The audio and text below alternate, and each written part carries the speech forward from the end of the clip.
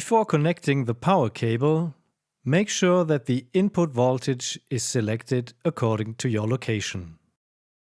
Then plug in the power cable to the amplifier and to a power socket.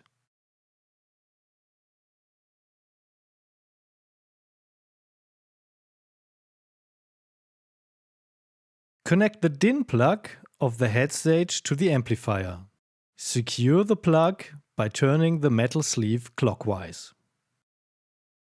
Connect the model cell to the BNC connector of the headstage and lock it. Connect the ground cable from the model cell to the rear ground connector of the headstage.